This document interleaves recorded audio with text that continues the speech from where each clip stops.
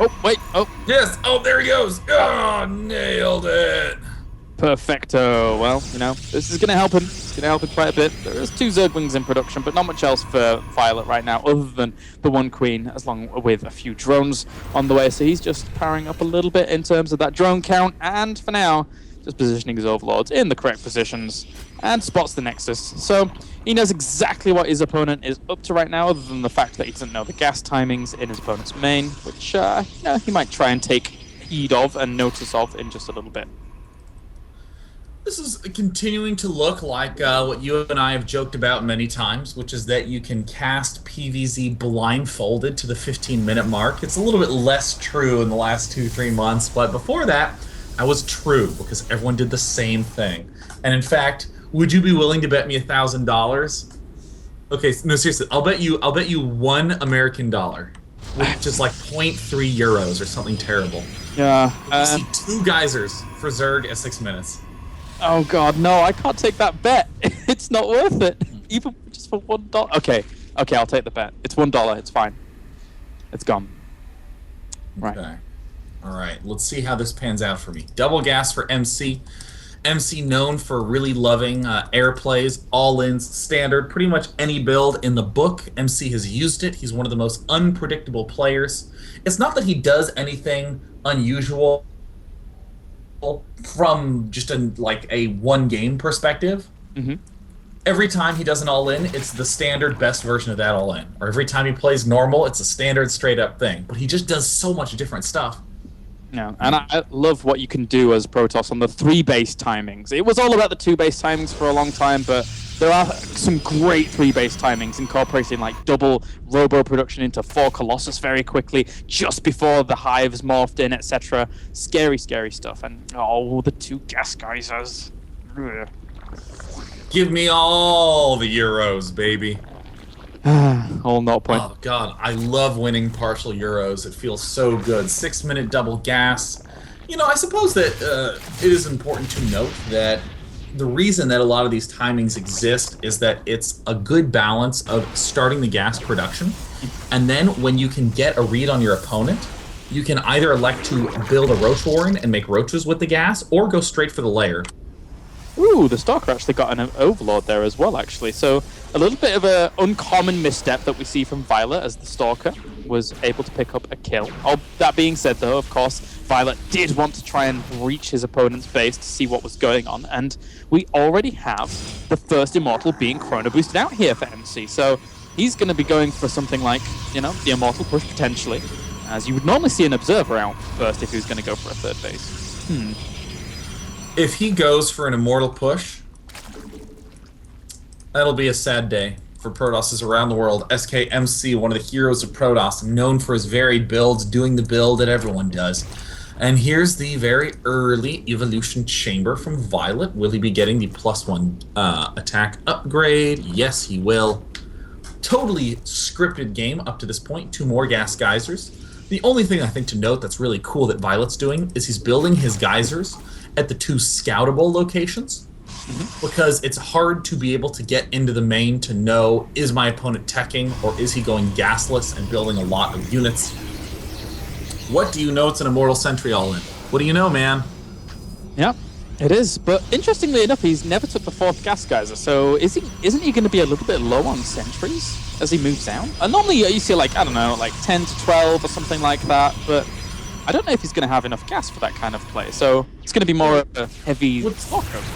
With the new parting style, the goal is to get the Immortals and the push started as early as possible, and then you sort of warp in sentries as the push is moving out, but it's like MC's doing a wee bit of chilling, and what do you know ×2? The Overseer stepped in, saw the Immortal Sentry all-in en route, and now it's all up to the control of viOLet. Yeah, he's doing a good job in terms of getting his creep spread going, that's for sure. That's one of the useful aspects to this. As long as you can deny the Observer from, picking off a few of them along with those units at the front, then you've got good mobility there, and you will do even if your creep tumors die for just a little bit longer. But still, SKMC here, powering down with 4 pylons. He wants to warp in a lot very, very quickly here. Oh wow. Now, viOLet is known for being an expert at dealing with this sort of thing. Oh. There is the potentially unusual option of just chilling in MC's shoes and just building up more and more and more stuff. We saw Hero utilize that technique to defeat viOLet at the NASL Grand Finals. There's your 13 century count plopping down onto the field now. Not too bad. So many. And there's the engagement from viOLet coming in from all sides, trying to surround as best he can. Continued excellent micro, but ooh, that is a lot of roaches that are on the inside lip of those force fields. It really is, and trapping all of those roaches allows those zealots to close the gap, and that's one of the things with only 3 gas guys, is you don't have that many stalkers, but if you can trap units against those zealots, it's a sad day for those Zerg units. And, I mean, right now, MC still has a lot of sentries. viOLet's trying to bounce back, dance around, trying to find a location to put some pressure on, but still more force fields go down, catching more of those units. SKMC is closing that supply gap quickly. And there's the huge flood of spine crawlers as viOLet, like many Zergs, still unable to hold off this Immortal Sentry all-in. I mean, the number of Zealots is the big key that's allowing MC to just do so much damage here.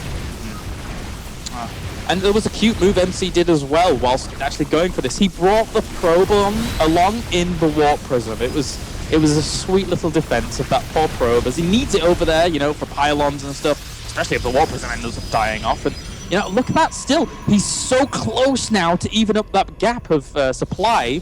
It was like, you know, 1 supply in it for a moment there. And he's just throwing down pylons so close to this position to actually start warping in.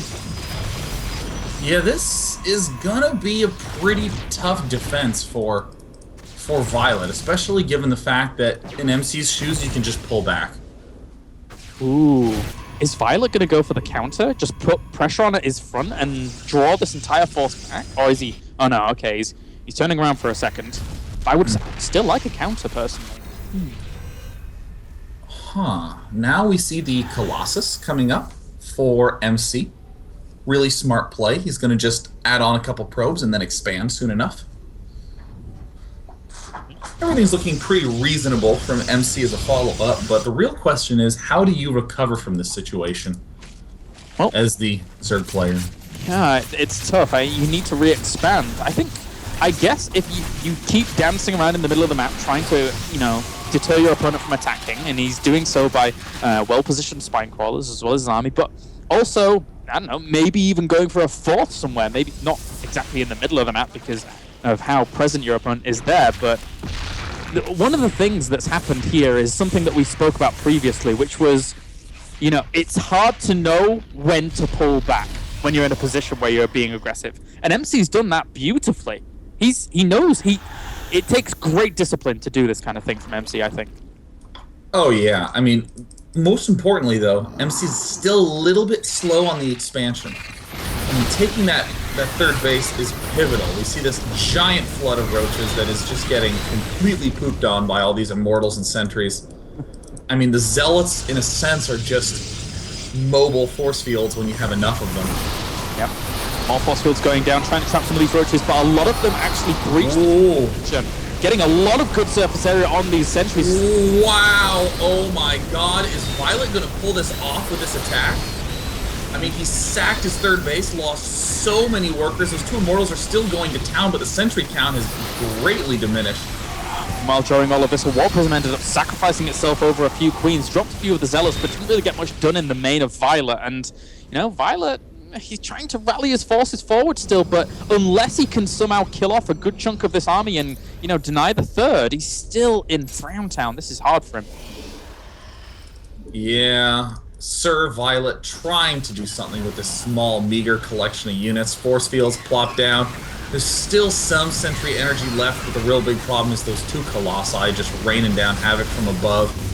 In the main base, there's not even really that many drones for viOLet. His 3rd is completely unpopulated, and with failure of that attack, good game, MC takes game number 1.